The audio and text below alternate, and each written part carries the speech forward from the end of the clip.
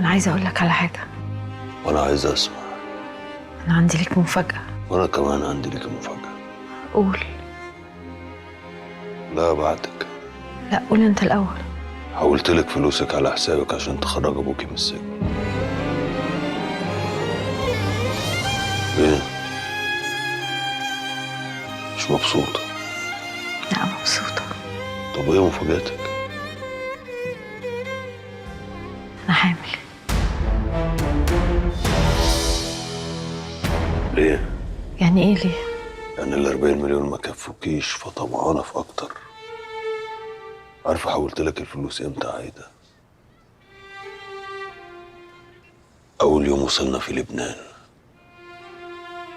شفت في عينيكي بصة عمري ما شفتها في حياتي. أغلى بصة في التاريخ ب40 مليون جنيه.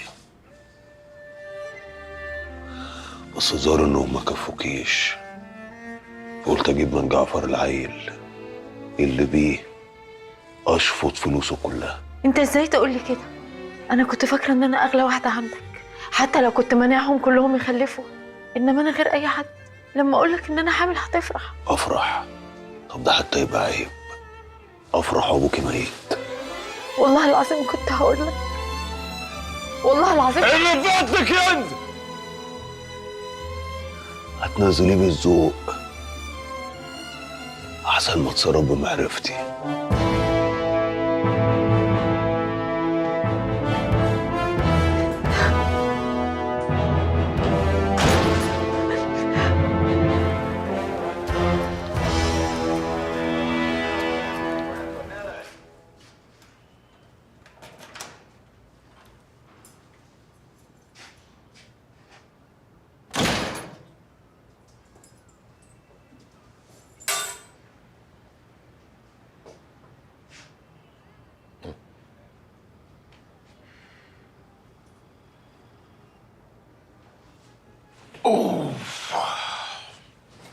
وحشتني قوي يا شوقي.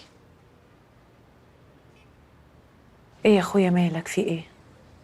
هو انت ما بقيتش تدلعني ليه زي الاول؟ ده انت اول يومين خرجت فيهم قلت يا سلام لو حياتي كلها تبقى كده. انا ماليش دماغ لاي حاجه، حلي عني. طب انا كان نفسي اقول لك على حاجه وبصراحه كده عايزك توافق عليها. قولي. انت عارف ان انا اتحرمت من الخلفه صح؟ وان سيد اخويا ما بيخلفش، بس حتى لو كان بيخلف مش هو ده الراجل اللي نفسي يكون ابو ابني. ابو ابنك؟ انا بصراحه نفسي في عيل منك قوي يا شوقي. انت بتخرفي بتقولي ايه؟ الشويتين دول تروح تعمليهم على سيد ويبلعهم، مش علي انا. شويتين ايه يا شوقي؟ اسمعي، انت نمرتك معايا خلاص، جابت اخرها جابت اخرها. انت بتقول ايه يا شوقي؟ يلا هتمشي وتشوفي هتروحي فين. انت فاكره نفسك ايه؟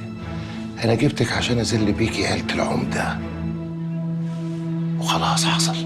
تعالي تعالي. في ايه يا شوقي؟ تعالي. في ايه يا شوقي؟ في ايه يا شوقي؟ تعالي. يا شوقي حرام عليك، انا بحبك يا شوقي. مش عايز اشوفك على تاني. حرام عليك. مش عايز اشوفك على تاني. يلا يا جنة. يا شوقي حرام عليك، افتح يا شوقي. والله العظيم يا شوقي مش هكلمك تاني في موضوع الخلفة. حرام عليك يا شوقي، حرام عليك يا شوقي، ده انا بعت اهلي وجوزي كلهم عشانك. حرام عليك يا شوقي افتح.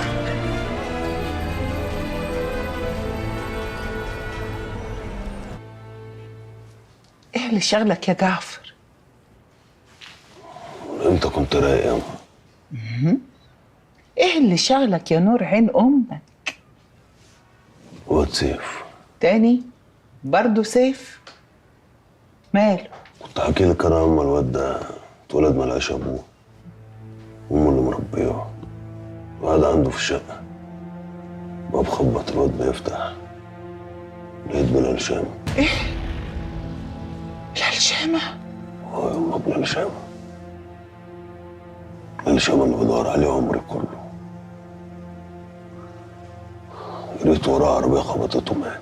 يا لهوي. واد بعد ما قال لي ان ابنك عايش. بجد؟ بس ما قاليش مكانه فين.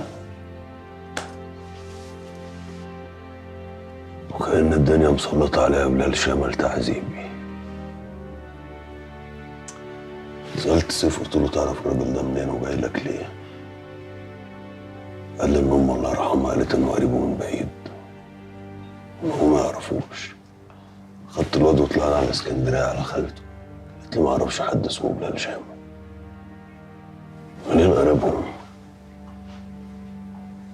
منين لا الواد ولا خالته يعرفوه؟ مش الواد سيف ده ابن عمه.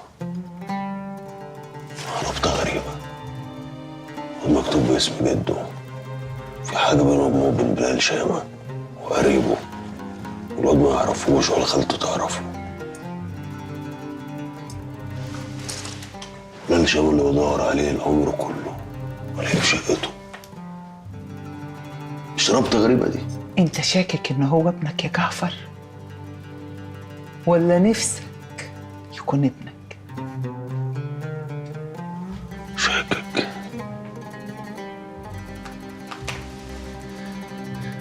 شاكك ونفسي يا أم. شاكك ونفسي. مش يمكن سيف ده يكون مزقوق عليك يا جعفر؟ سيف لا. ما تزعلش من اللي انا هقوله لك يا جعفر. ما تخليش شوقك لابنك يخليك تفكر غلط. ما تخليش حبك لسيف يخليك تفكر ان هو ابنك.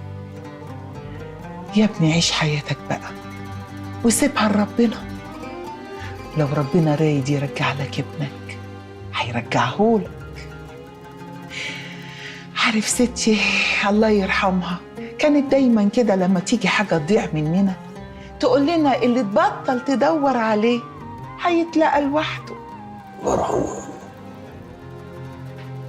ستك كان قصدها على حاجة ضايعة. ده أنا اللي ضايع.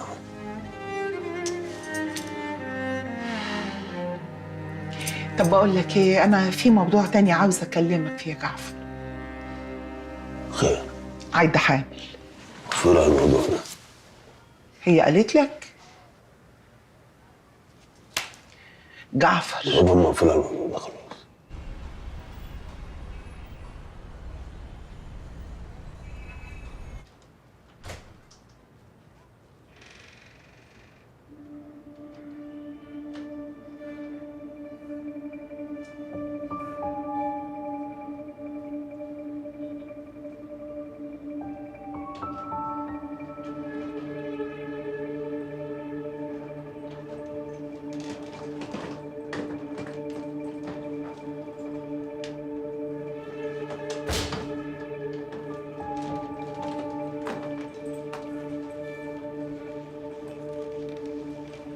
ايه يا عايدة؟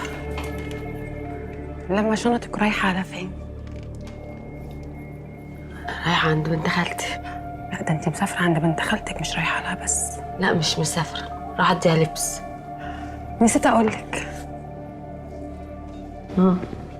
مبروك يا نونة.